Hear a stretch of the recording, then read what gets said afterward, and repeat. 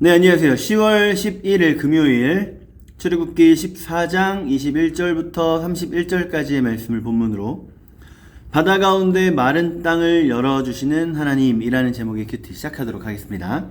언제나처럼 말씀과 질문과 해설 먼저 읽으신 후에 다시 영상 재생해 주시면 될 것 같아요. 읽고 나서 말씀 한 번 더 읽고 시간 가능하시면 2번, 3번에 걸쳐 읽는 거 기억하시고요. 일시정지하고 읽고 나서 다시 재생해 주세요. 네, 말씀 다 읽었으면 함께 말씀을 좀 보도록 하겠습니다. 오늘 본문의 말씀은 우리가 너무나도 잘 알고 있고 너무나도 좋아하는 말씀 중에 하나일 거예요. 우리가 어렸을 때부터 자주 듣는 말씀. 이게 어디에서 있는 말씀, 어디에서 있는 그 역사죠? 홍해 바다 바로 앞에서. 네. 옛날에 이런 내용의 그 영상이었나요? 그걸 한번 본 적이 있는 것 같아요.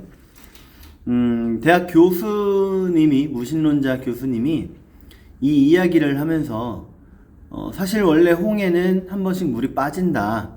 그래서 이때는 물이 아주 얕았을 때다.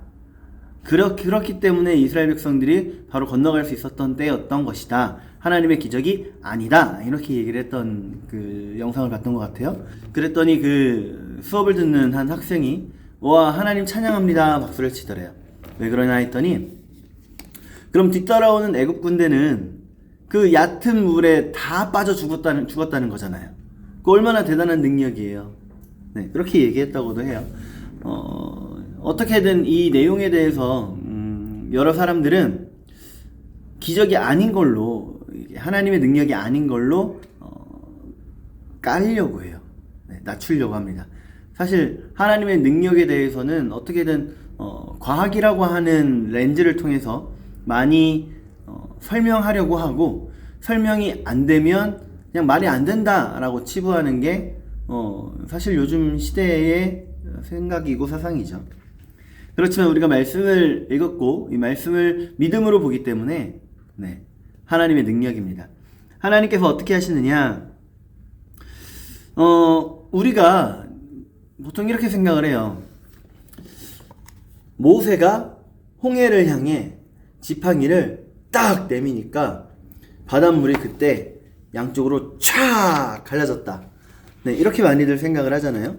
그런데 오늘 말씀에 보면 사실 그게 아니에요. 21절 보면 모세가 바다 위로 손을 내밀매 여호와께서 큰 동풍이 밤새도록 바닷물을 물러가게 하시니 물이 갈라져 바다가 마른 땅이 된지라.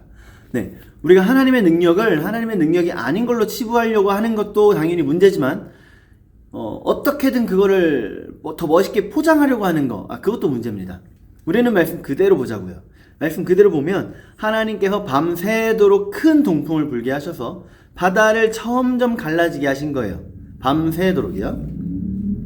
뭐 그게 의미하는 바야 여러 가지가 있겠죠. 처음에는 눈에 보이지 않으니까 계속해서 이 백성들이 마음에 두려움이 있었을 것이고 걱정이 있었을 것이고 염려가 있었을 겁니다. 그런데 계속해서 이 걱정거리가 앞에 애굽 군대가 쫓아오는 가운데에서도 여전히 있는 홍해 때문에 두려워했지만 시간이 지나다 보니 어느샌가 그 특정 부분만 움푹해지는 모습, 점점 땅이 드러나지는 모습, 그걸 보면서 오히려 그들은 확신했을 거예요.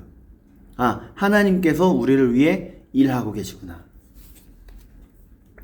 이게 또 더 멋지게 나타나는 부분이 어디냐면 이스라엘 백성들이 다 건너고 나서 이제 하나님께서 모세를 명하셔서 다시 바다를 모이게 하시잖아요. 그거 만약에 자연적인 현상이었다면 바닷물이요 천천히 들어오지 한 번에 팍 하고 들어오지 않아요. 저 같은 경우에는 이 동네에 갯벌 있는 곳에서 어렸을 때 초등학생 때 시절을 살았습니다. 그러다 보니까 개 잡으러 많이 갔어요. 점점 물이 빠질 때가 있고 점점 물이 들어올 때가 있어요. 친척 동생들과 함께 놀다가 점점 물이 들어오는 것 같더라고요. 그런데 에이 천천히 들어오네 하고 있었죠. 생각보단 빨리 들어와요.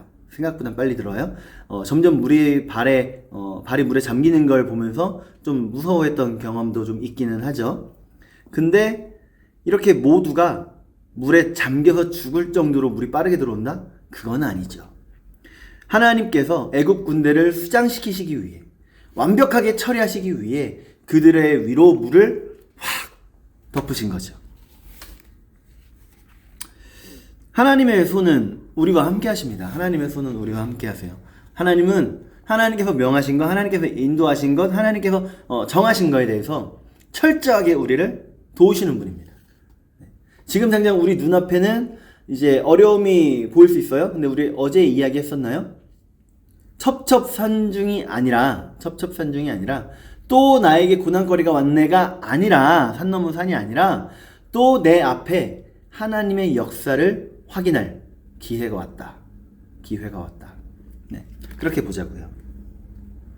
그래서요, 우리가 한 가지 이야기만 더 할까요? 지난 주일에 우리 성도들과 함께 점 보는 거, 또 뭐 관상, 그리고 사주팔자, 뭐 이런 거에 대해서 이야기를 잠깐 했었어요. 네. 어떻게 보면 이게 어떻게 보면 이걸 뭐라 그러죠? 그 통계, 네, 통계에서 나온 거다라고 이야기도 많이 하기는 하는데, 근데 여러분, 저는 제 신앙의 그 양심이라기 하기 좀 그렇고, 제 신앙의 자존심에 제 미래를 거기에 맡기고 싶지 않아요. 여러분, 우리의 미래는요, 하나님의 손에 달려있는 겁니다. 하나님의 손에요.